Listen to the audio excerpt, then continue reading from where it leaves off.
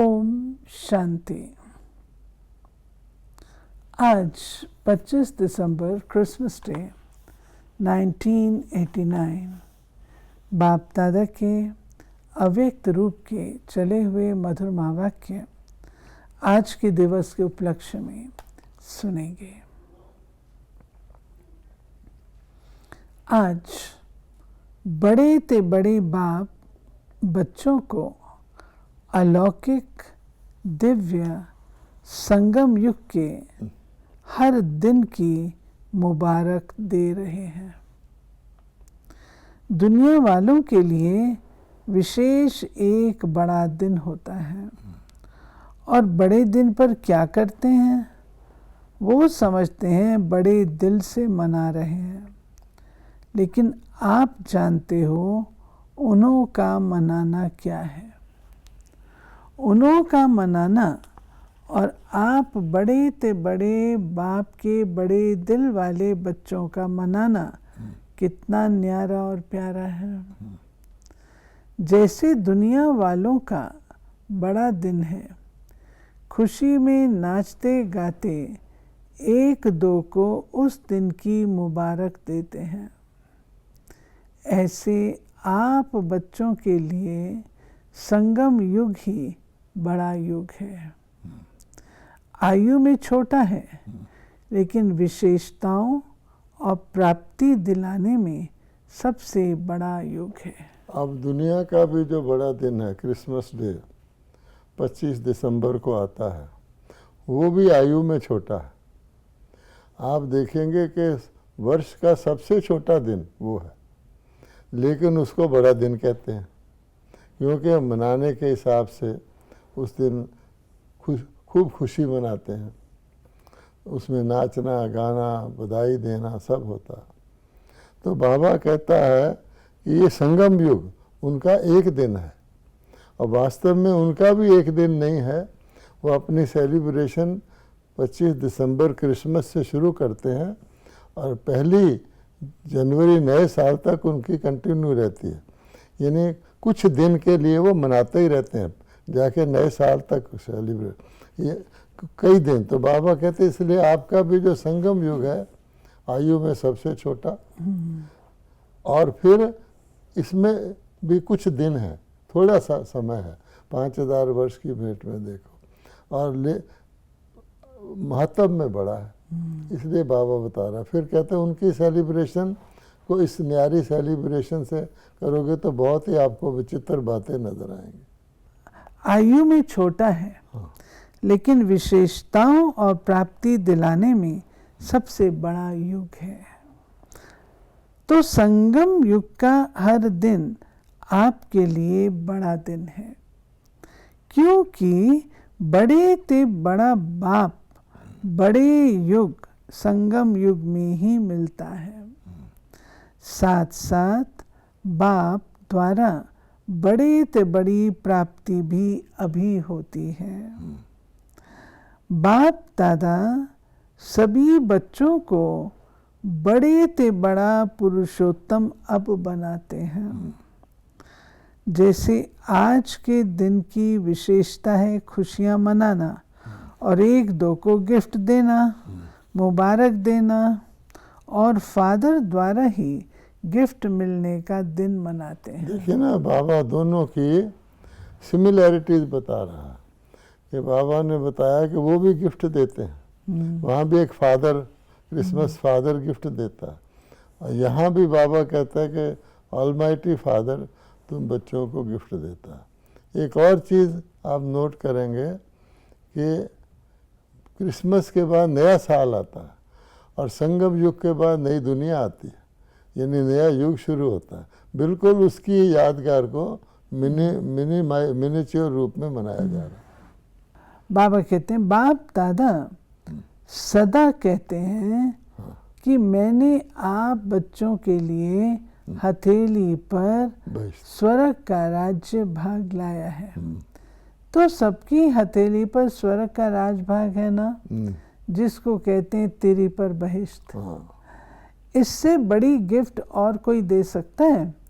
कितने भी बड़े आदमी बड़ी गिफ्ट दें, लेकिन बाप की गिफ्ट के आगे वो क्या होगी? जैसे सूर्य के आगे दीपक। तो संगम युग की यादगार निशानियां अन्य धर्मों में भी रह गई हैं। आपको बड़े युग में बड़े बाप ने बड़े से बड़ी गिफ्ट दी है, इसलिए आज के बड़े दिन पर इस विधि से मनाते हैं। वो क्रिसमस फादर कहते हैं। फादर सदा बच्चों को देने वाला दाता है। चाहे लौकिक रीत से भी देखो, फादर बच्चों का दाता होता है। ये तो है बेहद का फादर। बेहद का फादर गिफ्ट भी बेहद की देते हैं। और कोई भी गिफ्ट कितना समय चलेगी? कितने अच्छे अच्छे मुबारक के कार्ड गिफ्ट में देते हैं। आज का दिन बीत गया, फिर उस कार्ड को क्या करेंगे? थोड़ा समय चलते हैं ना। ये बाबा बता रहे हैं कि जो वहाँ पर गिफ्ट्स की लेन देन करते हैं और जो बाबा गिफ्ट हम बच्चों को देते हैं, कितना अंतर है। बाबा कहते हैं खाने पीने की मीठी चीजें भी देंगे, वो भी कितना समय चलेंगे, कितना समय खुशी मनाएंगे, नाचेंगे गाएंगे एक रात। लेकिन आप आत्माओं को बाप ऐसी गिफ्ट देते हैं जो इस जन्म में तो साथ है ही, लेकिन जन्म जन्म साथ रहेगी। दुनिया वाले कहते हैं खाली हाथ आए खाली हाथ जाना है, लेकिन आप क्या कहेंगे? आप फलक से कहते हो हम आत्माएं बाप द्वारा मिले हुए खजानों से भरपूर होकर जाएंगी और अनेक जन्म भरपूर रहेंगी। ये भी बाबा ने जो संसार वालों की बात है उसका भाव क्या होता है? खाली हाथ आए खाली हाथ जाना है। ये जो लौकिक दुनिया है इसमें हर चीज़ एक जन्म की है। जन्म से शुरू होती है, मृत्यु पर अंत हो जाती है। अपने शरीर को ही ले लो, आपका किसी का भी शरीर जन्म से शुरू होगा, मृत्यु पर ख़त्म हो जाएगा। और उसके इतिहास में भी दो बातें लिखते हैं, डेट ऑफ बर्थ और डेट ऑफ डेथ या डिपार्चर। बीच में भी जो कुछ है आपने पढ़ाई पढ़ी, अच्छा आप मैंने मान लो चार्टर्ड अकाउंटेंसी करी, वो कब तक चलेगी? डेट ऑफ डेथ तक।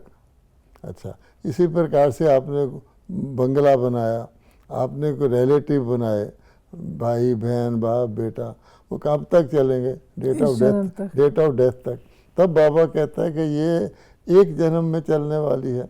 और तब उन्होंने कह दिया खाली हाथ आए, जो कुछ जहाँ मिला मिला, शरीर मिला, सब कुछ मिला, छोड़ा यहीं खाली हाथ गए।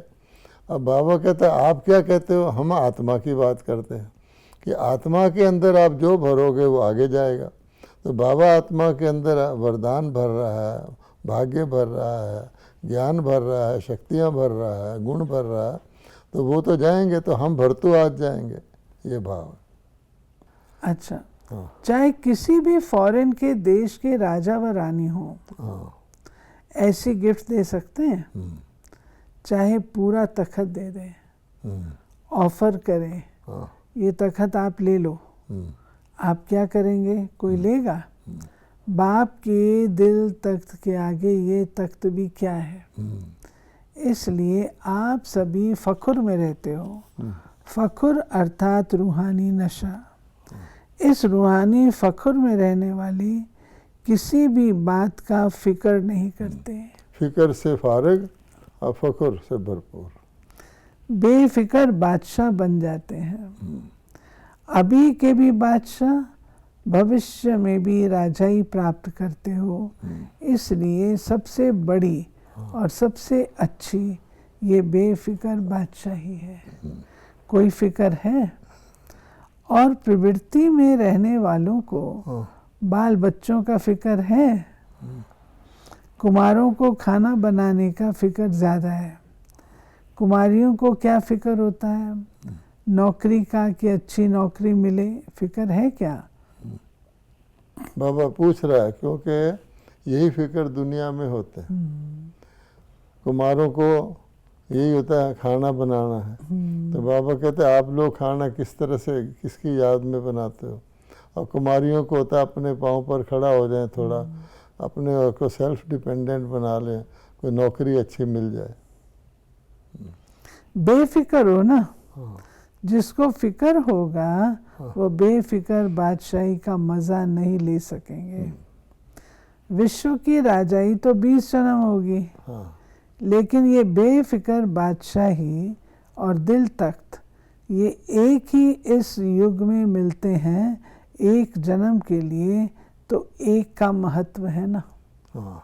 अब बाबा ने एक जोड़ा है कि देखो कि एक ही समय पर मिलते हैं, संगम पर मिलते हैं, एक से ही मिलते हैं, बाप से मिलते हैं। तो आगे बाबा एक पर आया ना, अर्थात एक से ही सब संबंध जोड़ोगे। है मेरा तो एक, दूसरा ना कोई, है ना, जिसको क्रिश्चियन लोग नन बट वन कहते हैं, तो वो है। बाप दादा सदा बच्चों को यही कहते, ब्राह्मण जीवन अर्थात बेफिक्र बादशाह। ब्रह्मा बाप बेफिक्र बादशाह बने तो क्या गीत गाया, पाना था सो पा लिया, काम बाकी क्या रहा।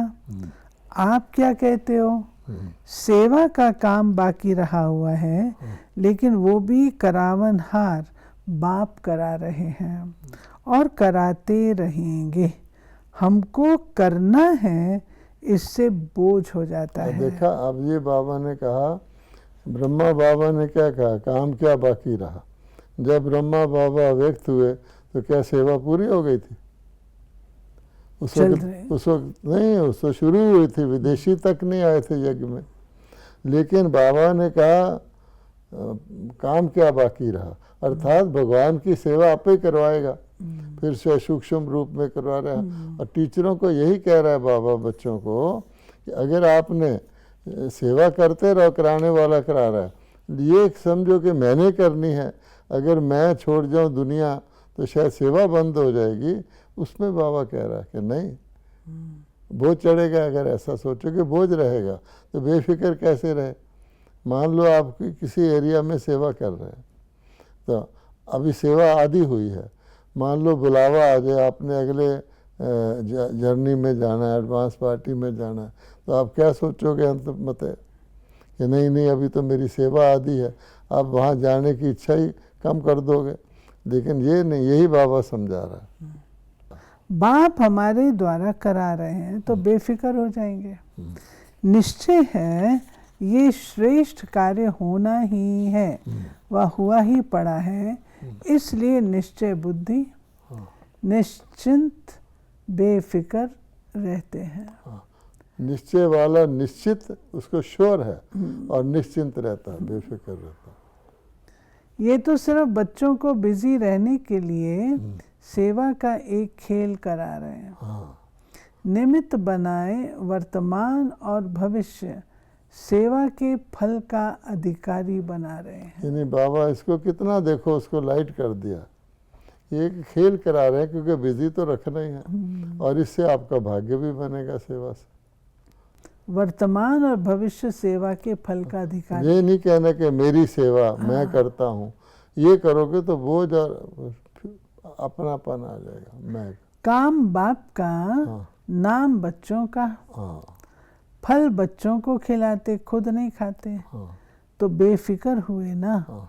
सेवा में सफलता का सहज साधन ही ये है, कराने वाला करा रहा है। अगर मैं कर रहा हूँ तो आत्मा की शक्ति प्रमाण सेवा का फल मिलता है। नहीं तो बाप करवा रहा है तो फिर परमात्मा की शक्ति प्रमाण। और बाबा कहता है करा मैं रहा हूँ, फल आपको देता हूँ। भगवान को थोड़ी सेवा का फल मिलता, परमात्मा थोड़ी सतयुग में जाता। बाप करा रहा है तो बाप सर्वशक्तिवान है, कर्म का फल भी इतना ही श्रेष्ठ मिलता है। तो सदा बाप द्वारा प्राप्त हुई बेफिक्र बादशाही व हथेली पर स्वर के राजभा की गॉडली गिफ्ट स्मृति में रखो। बाप और गिफ्ट दोनों की याद से हर दिन तो क्या, लेकिन हर घड़ी बड़े ते बड़ी घड़ी है। बड़ा दिन है, ऐसी अनुभूति करेंगे। दुनिया वाले तो सिर्फ मुबारक देते हैं, क्या कहते हैं, हैप्पी हो, हेल्दी वेल्दी हो कह देते हैं, लेकिन बन तो नहीं जाते। बाप तो ऐसी मुबारक देते जो सदा के लिए हेल्थ वेल्थ हैप्पी वरदानों के रूप में साथ रहती है। वो तो विश करते हैं ना, तो बाबा कहते हैं विश से तो कुछ होता नहीं, बन थोड़ी है।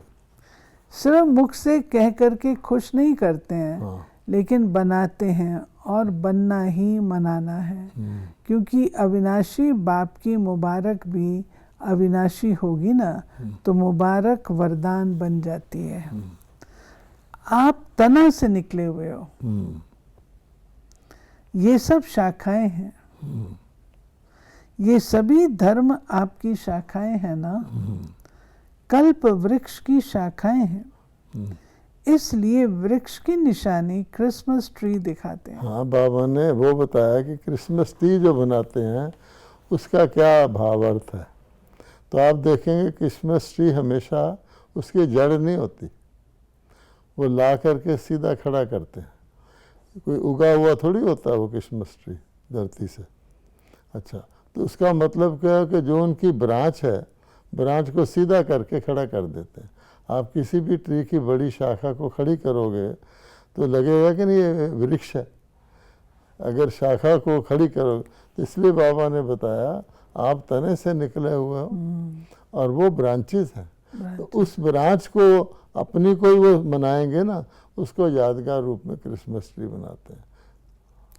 क्रिसमस ट्री कभी सजी हुई देखी है? हाँ, इसमें क्या करते हैं? हाँ, तो स्टेज पर 2 क्रिसमस वृक्ष सजे रखे हैं। हाँ, इसमें क्या दिखाया है? हाँ, विशेष चमकते हुए जगे हुए बल्ब दिखाते हैं। सितारे दिखाते हैं उसमें। हाँ, छोटे छोटे बल्बों से ही सजाते हैं। हाँ, इसका अर्थ क्या है? हाँ, कल्प वृक्ष की आप चमकती हुई आत्माएं हो, हाँ, और जो भी धर्म पिताएं आते हैं हाँ, वो भी अपने हिसाब से सतो प्रधान होते हैं। हाँ, इसलिए गोल्डन एजेड आत्मा चमकती हुई होती है। इसलिए ये कल्प वृक्ष की निशानी अन्य धर्म की शाखाएं भी हर वर्ष निशानी मनाते रहते हैं। सारे वृक्ष का ग्रेट ग्रेट ग्रैंडफादर है ना। कौन सा बाप ग्रेट ग्रेट ग्रैंडफादर है? बाप ने ब्रह्मा को आगे रखा है।